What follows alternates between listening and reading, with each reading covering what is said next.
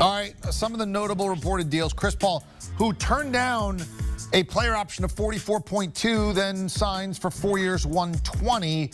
So when you look at it, he could have had 44. Basically, he tacks on an extra 3 years at about $25 million per. Kyle Lowry, that's going to be a sign and trade. He goes from Toronto down to the Heat. He's 35 years old, six-time All-Star. Look, 3 years ago, he was at Toronto. They won the title. 2 years ago, Miami was in the finals. Miami's a lot closer right now, and they hope Lowry will help out. Also, Duncan Robinson. That is the largest contract ever for an undrafted player, ever. Duncan Robinson, who started a Division III school, then ended up at Michigan. Let your kids shoot the ball in the driveway, please. If you can make enough of them, you can be Duncan Robinson. And Lonzo Ball goes to Chicago. He'll be the opening night point guard for the Bulls. All right, let's get everybody in the pool. Bill Ryder, our dean of the NBA, and Avery Johnson won a title with the Spurs as a player, NBA Coach of the Year as well. He jumps in. Bill, I'll start with you. CP3 declines the $44 million player option, gets 4 for 120. How is this deal going to look in years 3 and 4? And overall, do you think Phoenix was paying for what he did last year, or what they really believe he can do for 4 years? Yeah, I think how it looks in years 3 and 4 depends pretty heavily on what happens in years 1 and 2 of this deal. Phoenix is aware that Chris Paul will be 40 when this deal comes to a close, and it's very likely it will not look particularly impressive to be paying him the number they'll be paying him at the back end of the deal. But this is about the next 2 years and beyond if they get lucky, and understanding they have a championship window. We saw what that looks like this season. I know that the organization in Phoenix believes DeAndre Ayton can take a big jump forward. Devin Booker is clearly a rising superstar. And so they think the money they're giving is not about last year, though that shows why they're going to do it, but the next 2 years, and if things go well, 3 years, where they believe they've got an opportunity to be very, very competitive. Yeah, this is definitely about the next 2 years. I agree with Bill there. I think by the time they get to years 3 and 4, who knows if Chris Paul is not playing at a high level, or if, some sort of injury situation, because he's been injured, especially late in the seasons, then you can maybe talk about a buyout. But this is about the next 2 years, the prime of Devin Booker's career. DeAndre Ayton is playing at a high level. Mikal Bridges, who they're going to have to give an extension to here sometime soon.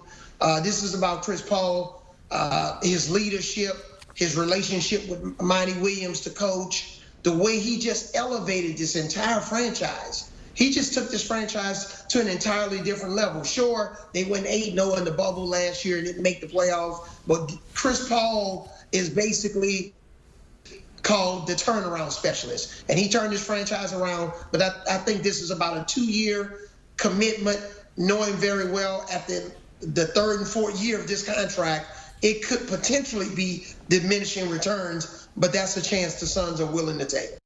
You mentioned Booker being in the prime of his career. You could say the same about Kawhi Leonard. He just turned 30 years old last month. He remains unsigned following opening night of free agency, which might make some Clippers fans a little uneasy. Bill, how soon do you expect Los Angeles to get his deal done? I honestly have no idea, and I can tell you neither, as I understand it, does anyone around the NBA. Kawhi Leonard is a mystery wrapped in an enigma, wrapped in an NBA superstar, and he certainly has always acted in it at his own pace, in his own style. He has followed the sound of his own drummer, and that's fine, but this is the big question mark. Not just if he's going to resign with the Clippers, and you're right, Todd, I expect that he will. People that I've talked to expect that he will. But he's going to take other meetings. He's going to listen to other pitches. And the reality is, this guy is an enigma. He's hard to read. I think he'll be a Clipper. Most people think he'll be a Clipper. But with Kawhi Leonard, you really never know. I think this is all a formality. I believe in my heart that this deal is already done. Even if Kawhi takes an interview or meeting with 1 or 2 other teams, I don't think there's a better situation for him than the Los Angeles Clippers. All right, Kyle Lowry, 35 years old, six-time All-Star, goes from Toronto down to Miami in a sign and trade. What does this do for Miami, and do you like the deal and the fact that it's a sign and trade, Bill? Yeah, I do. I like it for Miami. They believe, Pat Riley and that organization, Andy Ellsberg, the GM, believe they have a championship window. I don't think it's that different from the Suns. The Suns had to find a way to retain their superstar. And the Heat, 2020 NBA Finals runners-up, had to find a way to add, if not a superstar, a star. Kyle Lowry is that guy, excellent shooter, certainly has a track record of winning, helped bring home a championship to Toronto, is a good friend of Jimmy Butler's. That matters for Jimmy. He wants to be in a locker room with guys he believes in and that he thinks are as focused on winning as he is. Yeah, he's a little bit older, but the Heat, like everybody else in the NBA, are going to have to spend money to bring in difference makers. Lowry, in a pretty shallow free agency class, was probably the second biggest prize that was out there, maybe the third if you want to include CP3. We all knew he was going to go back to Phoenix. It's a nice move for the Heat, and I think it certainly makes them at a minimum a top 4, maybe much better team in the Eastern Conference. Yeah, this is a nice move for the Miami Heat, especially after we can call their sophomore slump. You know, and losing in the finals last year, then they come back this year, losing the first round. So you add, you know, energy, experience. Kyle Lowry is an unbelievable floor general and leader. I think they're just trying to take a page out of the Phoenix Suns playbook. I agree with Bill. And, you know, what they did with Chris Paul. This team is so much further ahead of the Toronto Raptors. You know, when Jimmy Butler, quiet signing in P.J. Tucker, that's going to make more and more noise, bringing over the defender now, NBA champion in P.J. Tucker. That's going to really bode well. He's going to replace Trevor Ariza, who the reports are that he's going to sign with the Lakers. But when you bring in Kyle Lowry, tough, nasty, he's all about what the Miami Heat organization is all about. Pat Riley, Eric Spoelstra. This team is about discipline, details, determination, and Kyle Lowry basically, you know, his whole career emboldens all of those words. Well, as you know, no deals can be officially signed until Friday, but Steph Curry expected to sign a 4-year extension with Golden State for $215 million. Most fans would say, you give Steph Curry whatever he wants. But, Bill, is this contract more for what Steph Curry has done or what he's expected to do over the next 4 years? I think it's a little bit of both, and I think those fans are right. You give Steph Curry what he wants in part because the guy played at an MVP level this last season. If you look at the odds in Vegas, I mean, the Warriors have a legitimate chance to win an NBA championship next year. Klay Thompson's going to be back and presumably healthy. Draymond Green is still very good. Assuming there's not a big trade in there, maybe there's an expectation in that organization that James Wiseman in year 2 can take a big step forward. And so this is a short window, 2-3 years in which the Warriors can be one of the, let's say, 4 or 5 best teams in the NBA in terms of an actual chance to win an NBA championship. You give Steph that money, and I'll add this, whenever he does age, whenever he can't be Steph Curry, he can still shoot the basketball, and that will certainly have value, even if 3 or 4 years from now, he's not the same player. I would lead Todd more towards EK on what he's done. I'll meet Bill halfway here because Steph Curry, the Golden State Warriors would not even be in a Chase Center in San Francisco had it not been for Steph Curry. They would still be playing in Oakland. And all of his exploits on the court, you know, multiple MVPs, NBA champion, the way he gives back to the community. Sure, you're going to still respect his name. You're going to give him his flowers while he's still playing. But I think this is a major commitment on what he's done to elevate this Golden State Warriors franchise. They went through a coaching change. Steph Curry signed off on it, went from Mark Jackson to Steve Kerr. Steph Curry kept it going. He's a really good backcourt mate. Mark Jackson have even said they're the best shooting backcourt in the country in the NBA even before anybody knew about it with he and Klay Thompson. So, yes, this is a reward, I think, for the past, even more than what it is for rewarding him for what he can do in the future. Not to mention how great of a person he is off the court. When was the last time you heard someone say anything negative about Steph Curry, even other teams' fan bases? So obviously that played into that decision as well. Both Luka and Trae Young eligible for max contracts extensions with the Mavericks and Hawks respectively. Bill, how easy of a decision is this for both of these franchises to give these guys the most they can possibly give them?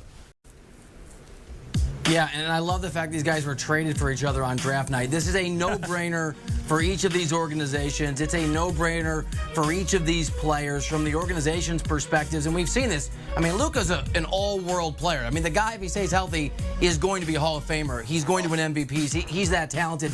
We've seen what he can do in the postseason, and Trae Young just led his team, his young team, to an Eastern Conference Finals berth. And for each of these players, you take the money. You don't know yet really how to assess what your team is about in terms of winning championships. For most guys at this status level, if they're going to leave, it's the next contract.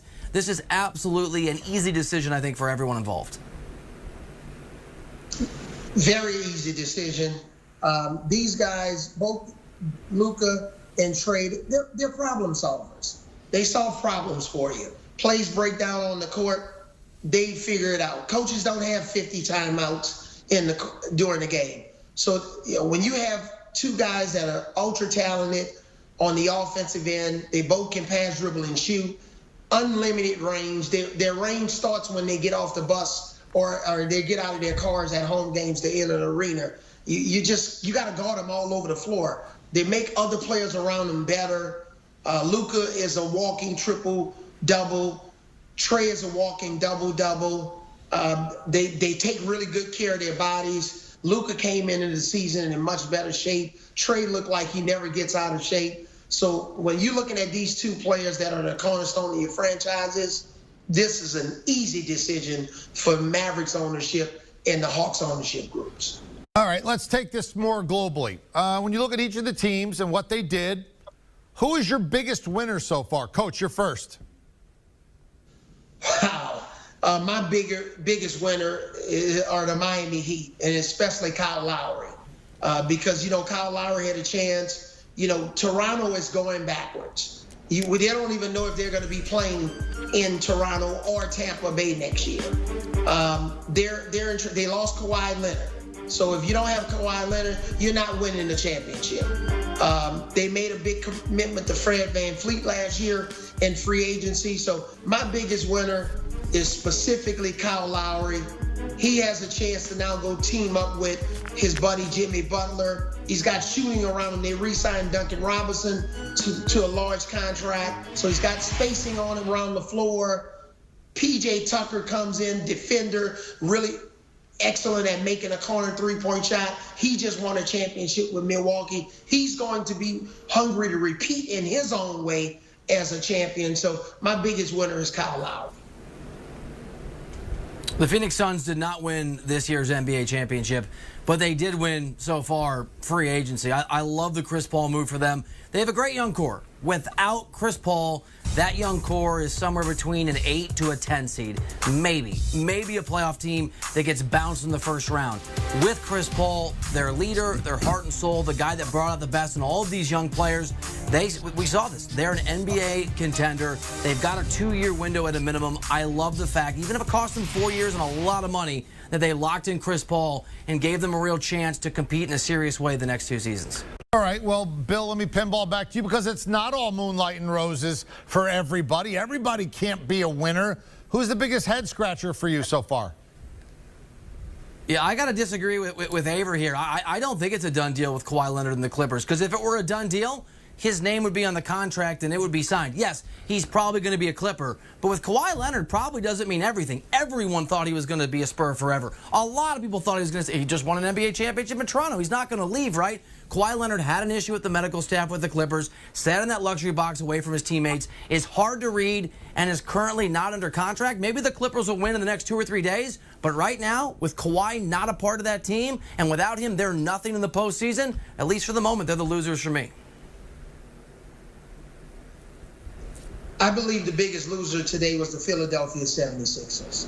And it's not just today, it's on draft night, because that was the opportunity for them to make a move with Ben Simmons.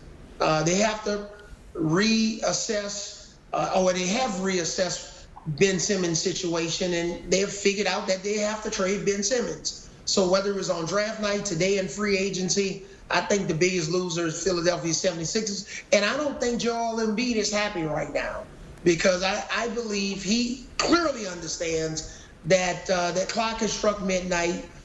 Ben Simmons And Joel, that combination is not going to get it done. It doesn't matter. They can have the best record in the NBA in the regular season for the next 5 years. They're not a championship team with both of those guys on the same team. It's just not enough spacing. You got one guy that really doesn't want to look at the basket. He needs a new address, a new zip code. So I think it was the Philadelphia 76ers not being able to secure, especially a guy, Philadelphia native, Villanova Wildcat, Kyle Lowry. There you go. Well done, gentlemen. Certainly appreciate your thoughts as we get going in NBA free. Want a sports network that delivers everything that matters about the game? The highlights, the picks, the instant analysis. No yelling, no fake debates, no politics. Hit the subscribe button and never miss a moment.